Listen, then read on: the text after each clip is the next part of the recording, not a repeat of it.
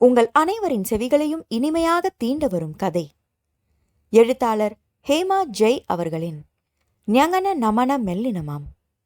நான் உங்கள் RJ பிரீத்தி. அத்தியாயம் 18. இனிமேல் கொண்டு அவளை இங்க விடுற ஐடியாவே எனக்கு இல்லை. சரையுவ எங்க வீட்டுக்கு தான் கூட்டிட்டு போவேன், இது உறுதி. கவி ஒரு பக்கம் பிடிவாதம் பிடிக்க, இப்படி பேசினா எப்படி பாலா? என்னால ஆருவை எங்கேயும் அனுப்ப முடியாது. அவ இங்க தான் இருக்கணும், என் கூட தான் இருக்கணும். அவளை எப்படி பார்த்துக்கணும்னு எனக்கு தெரியும். மித்ரனின் சுயம் ஊந்தப்பட்டது போல அவன் இன்னொரு பக்கம் திரும்பி நின்று முரண்டு பிடித்தான். பாலாதான் இருவருக்கும் இடையில் மாட்டிக்கொண்டு விழித்தான். நீ கொஞ்சம் சும்மா இரேன் கவி, இது இவங்க 2 பேர் பேசி முடிவெடுக்க வேண்டிய விஷயம். நீ சரையு கிட்ட பேசு மித்ரா, 2 பேருமா பொறுமையா பேசி முடிவு பண்ணுங்க. அத்தனையும் காதில் விழுந்தாலும் எதிலும் கலந்து கொள்ளாமல் உள் அறையில் இருந்த சரையு ஜன்னல் கம்பிகளை இறுக பற்றியபடி நின்றிருந்தாள். அவளுடைய பார்வையோ வெளி சாலையிலேயே வேடிக்கை பார்த்து கொண்டிருந்தது.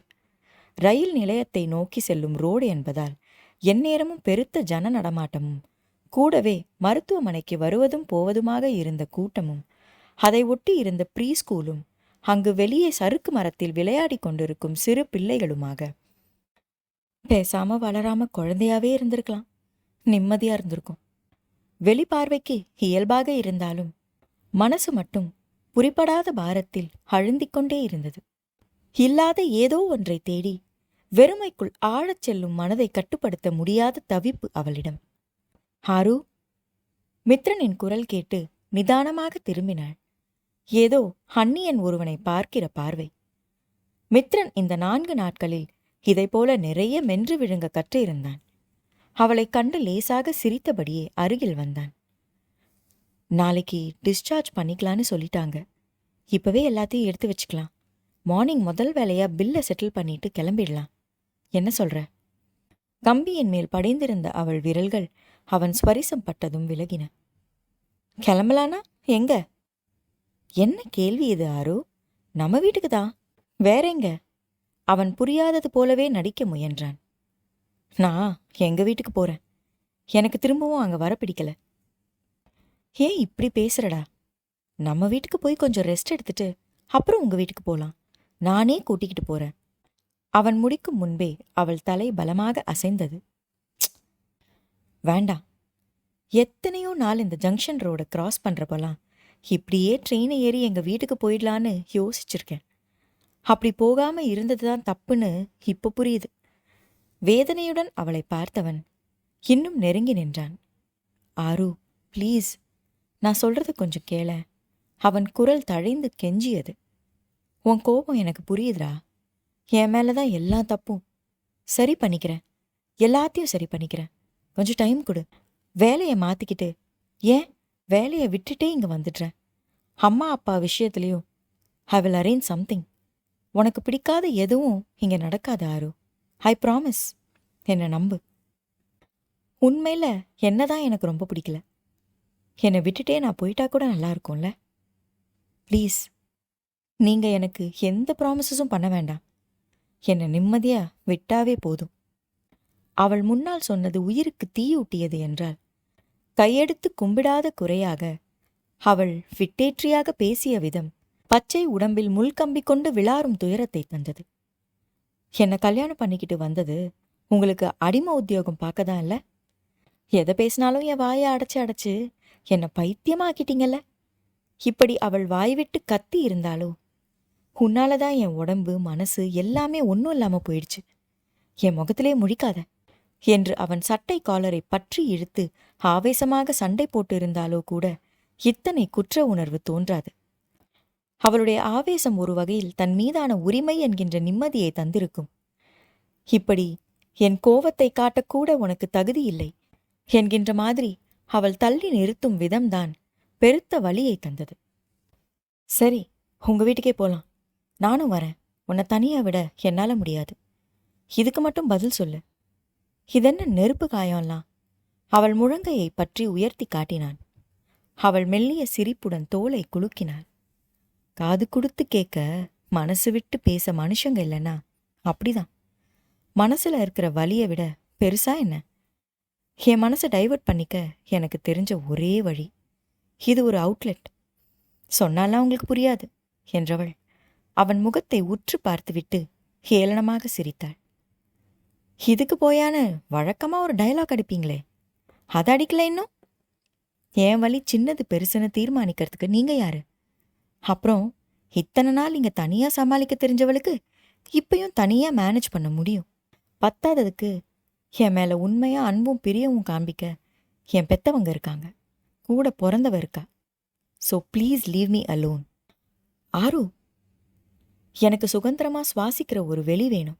இங்கேயே கிடந்தா மூச்சு முட்டி முட்டி செத்து போயிடுவேன். என்னை மேலும் மேலும் காயப்படுத்தணும்னு நினைச்சிங்கன்னா உங்க இஷ்டம் போல செய்யுங்க. நிம்மதியா இருந்துட்டு போகட்டும்ங்கிற எண்ணம் இருந்தா என்னை ஏன் போக்கில் விட்டுடுங்க. உங்களுக்கும் என்னோட டிராமா எல்லாத்தையும் சகிச்சுக்கிற கஷ்டம் வேண்டாம். அப்புறம் ஆரு, என்ன ஆரு, சரையுனே கூப்பிடுங்க.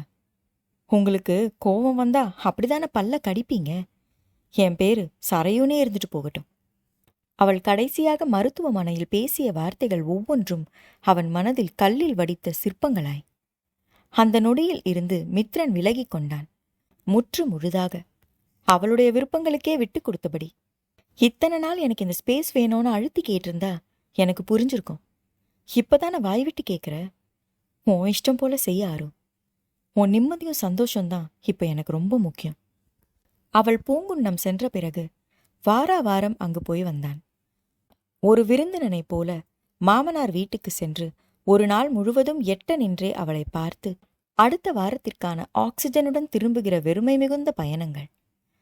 அம்மாவும் நானாவும் ஆஸ்திரேலியா கிளம்பியாச்சாரோ, நந்து வீட்டுக்கு. அங்க 6 மாசம் இருந்துட்டு அங்கிருந்தே சசி வீட்டுக்கு போறதா இருக்காங்க. இதெல்லாம் என்கிட்ட எதுக்கு சொல்ற என்கின்ற மாதிரி சலனமில்லாமல் பார்ப்பவளை என்ன பேசி என்ன சொல்லி பழைய சரையுவை மீட்க? எப்படிடா வச்சு சமாளிக்கிறது? நாங்க 2 பேரும் இங்க வேலைக்கு போறோம். இவங்க வகை வகையா எதிர்பார்ப்பாங்களே, இவளால செய்ய முடியாது. சரி, வேற என்ன பண்றது, அனுப்பி வை என்று நந்துவும், இவ வீட்லயே இருக்கிறவ வெளியில போனாலாவது கொஞ்சம் ரிலாக்ஸ்டா இருக்கும்.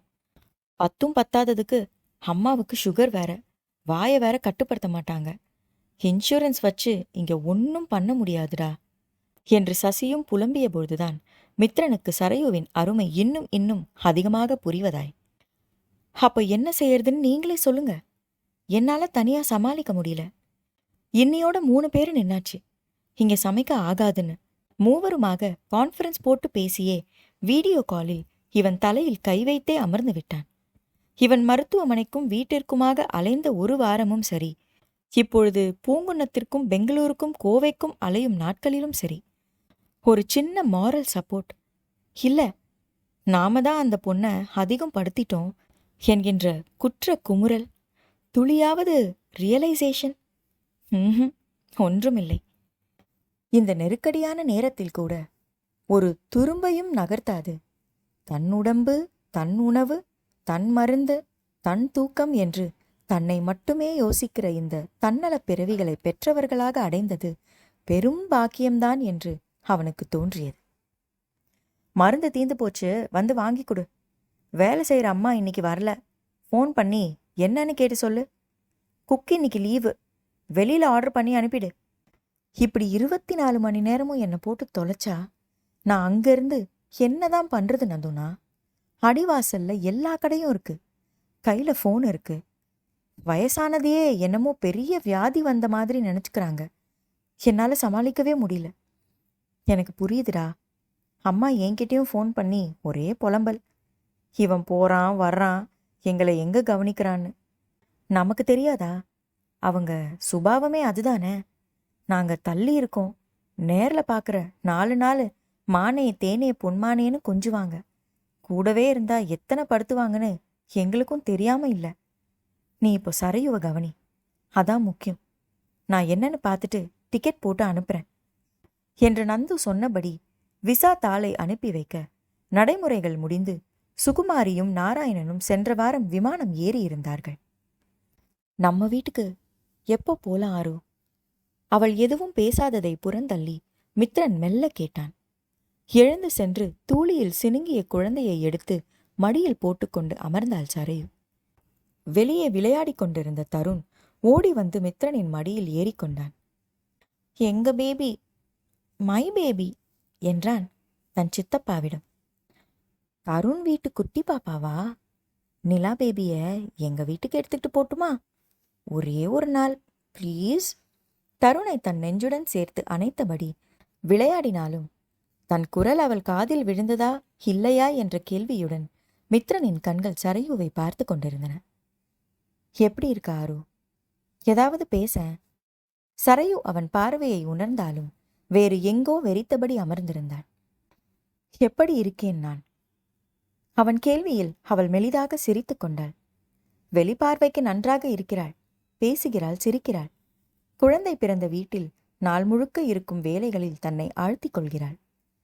ஏதோ ஒரு பணியில் நேரம் செலவிட்டு பொழுதை கடப்பவளின் ஆழ் மனசு மட்டும் ஆதி அந்தமற்ற வெற்று புள்ளியில் சுழலுக்குள் சிக்கியபடி தன்னைத்தானே குற்றம் குறை சொன்னவாறு உள்ளுக்குள் புகைந்து கொண்டிருக்கும் அர்த்தமில்லாத ஏதோ ஒருவித அழுத்தம். நன்றாக பேசிக் கொண்டிருக்கும் போதே உள்ளுக்குள் பெருகும் அழுகை. என்ன இல்லை என்கிட்ட? நான் ஏன் இப்படி இருக்கேன்? அவளுக்குள்ளேயே நிறைய கேள்விகளும் குழப்பங்களுமாக சுழன்று அடிக்க தொடர்ந்து கவுன்சிலிங்க்கு சென்று வந்து ஆன்டி டிப்ரெசன்ட் மருந்துகளை சாப்பிட்டு கொண்டிருந்தாள். தனக்கு டிப்ரெஷன் என்பதை உணர்ந்து மனதார ஏற்றுக்கொள்வதே ஆகப்பெரிய சித்திரவதையாக இருக்க, சாப்பிடும் மருந்துகளின் விளைவோ என்னவோ எப்பொழுதும் கண்களில் வழியும் சோர்வும் அரை தூக்க நிலையுமாக அவளுக்கே அவள் வேறு யாரோ உடம்பில் உட்கார்ந்திருப்பதைப் போல கனத்து வழிகிறது. உங்களுக்கு பொறுப்புன்னு ஏதாச்சும் இருக்கா? மாப்பிள்ள வந்திருக்காருன்னு இல்லாம துண்ட தோல்ல போட்டுட்டு கடைக்கு வந்து உட்கார்ந்தாச்சு. செல்லம் கல்லாவை பார்த்துப்பான்.